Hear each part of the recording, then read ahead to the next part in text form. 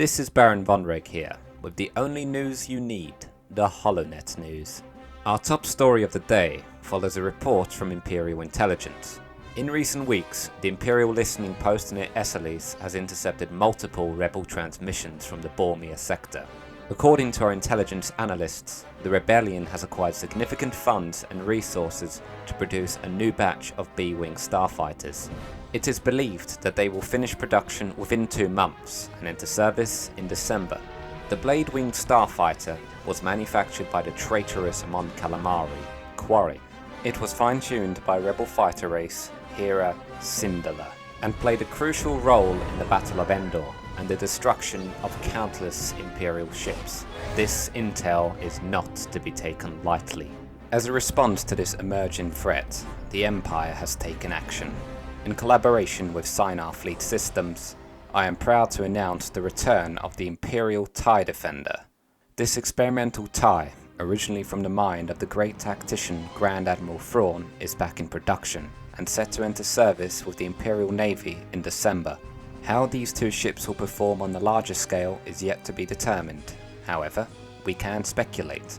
The Blade Wing is essentially a heavy assault starfighter. Its main purpose is to fight capital ships and supply squadron escorts.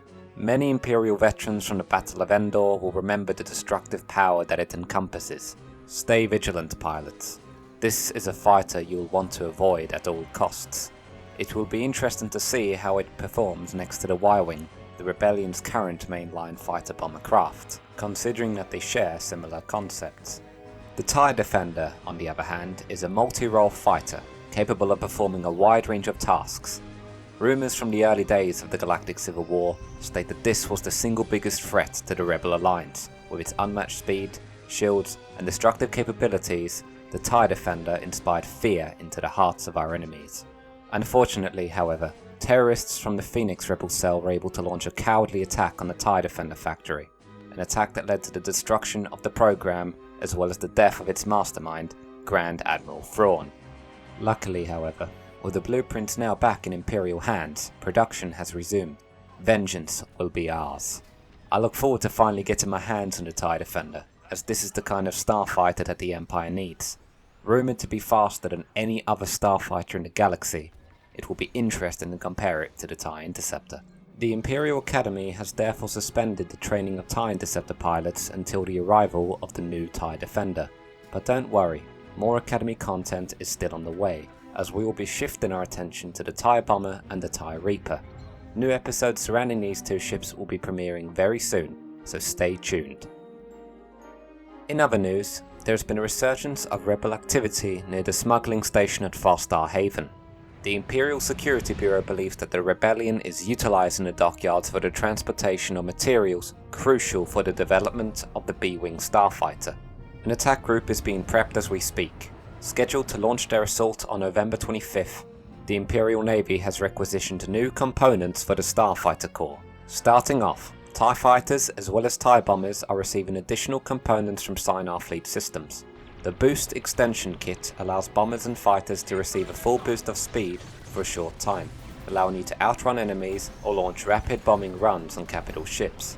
In addition, TIE Fighters as well as TIE Interceptors are being outfitted with brand new ion rockets designed for use against capital ship shield systems. This will allow fighters and interceptors to provide more assistance when it comes to attack runs on Mon Calamari cruisers. Bombers and fighters will also be receiving prototype piercing torpedoes. These experimental weapons are able to bypass capital ship shields, although at the cost of damage output.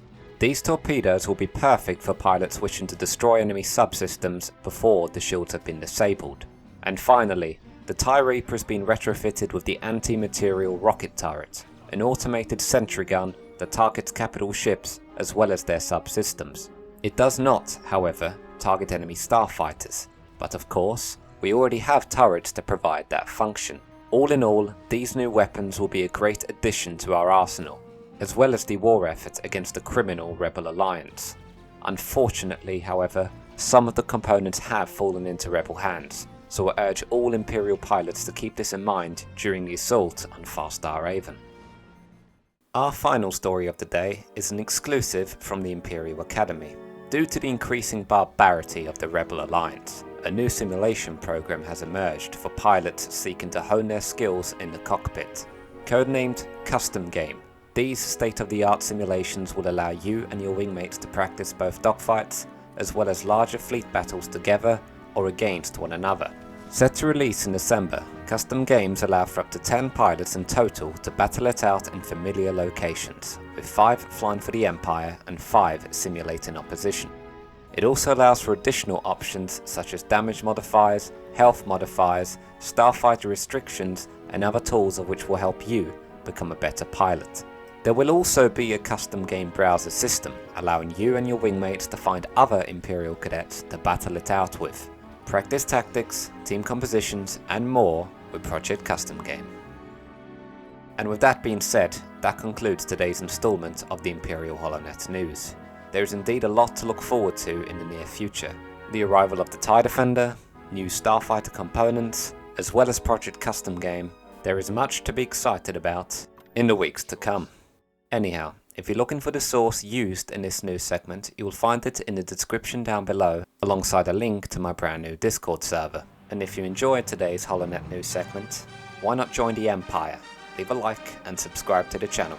Thanks again for watching. This has been Baron Von Reg with the only news that matters, the HoloNet news.